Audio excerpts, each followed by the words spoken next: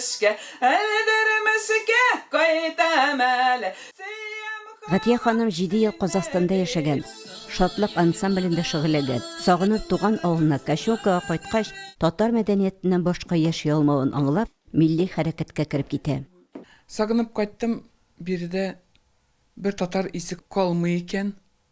Әтәм булай булмас. Баллар белән әзрәк сөйләшеп нитеп, әбиләр белән авылда, Кашым авылында. Әкренләп йырлый башладык. Минең апаем эшләйде ул вакытны, клубта. Үземнең Кәфия исемле апаем, кыз, сестренкам, сеңелем. Вот шул йырлап йөрдек. Абыем баянда уйнайды. Уба районы Новосибирск өлкәсенең Үзәк өлешендә, Бараба түбәнлегендә Уба күле янында урнашкан. Биредә 10 елгасы башлана. Уба ник дисәң уба убып алган. Болотистое место. Уба районында 46 торак пункт бар.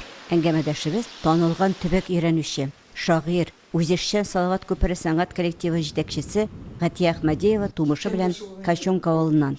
Күп еллар инде район үзәгендә мәдәният йортында хезмәт итә ул. Она стремится сохранить вот эту татарскую культуру, что привить любовь к ребятишкам, что национальный язык они учат, как на русском говорят, так и на татарском говорят. То есть очень интересно. Мне нравятся песни их татарские, очень мелодичные, красивые.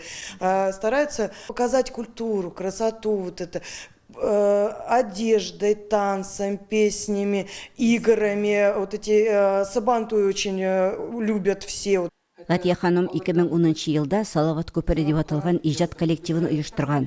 Аңа Тургай һәм Тузганак балалар ансамбльләре, Сандугач, хатын-кызлар иҗат төркеме дә керә. Дарина Гайфуллина беренче урын алды. Рисователь дейте. Йырлый, би, рисовать это талантливый человек, талантливый во всем деле.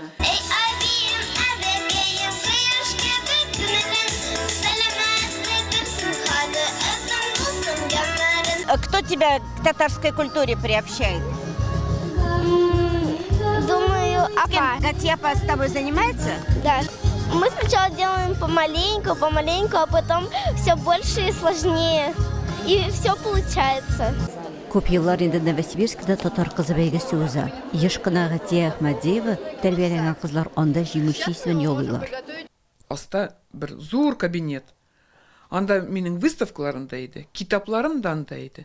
Шунда без заниматься иттек, куклаларның күлмәкләрен тегеп утырдык, татарча миналарга сүзләр өйрәтеп, йырлар йырлап, такмаклар, шунда уеннар уйнадык.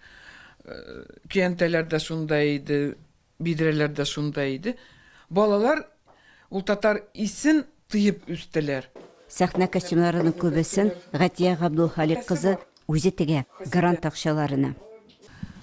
Все в порядке. Барсы да безнең милли татар күлмәкләре, булай узорларын. Она радеет за свою культуру, она радеет за свой язык. Она постоянный участник областных, всероссийских мероприятий. Старается выехать на форумы в город Казань, несколько раз была. У нее есть мечта сделать музей на своей малой родине в селе Качомка. Горурлыгым 6 яшьлек балалар естырып, мин аларны үстердем. Һәр берсе ул кызлар татар кызы булып чыктылар Новосибирск шәһәрендә. Кем инде иренмичә катнаша, шул урынны ала. Быелгы кызыбыз 2 лента. Үземнең кызым 15 елда 3 лента алган иде.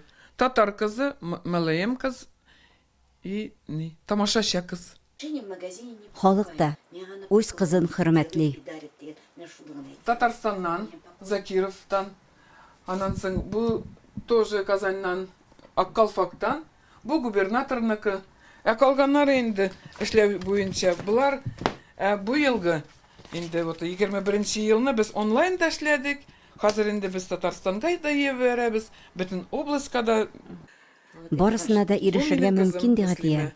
Иң мөһиме күңелеңдә булсын татарлык. Миякалык ничек әйтә? Син булганда безнең бар ватаныбыз, туган ягыбыз. Син сабантуйлар үткәрәсең, син безне бер көчәгә яштырасың. Шуның өчен мин күбесе алмыймын үземә тәмәләр, ниләр, күбесен миңа дарит итәләр. Син ки, син безне куандырасың, синдә ул булсын. Сине күрәләр кешеләр.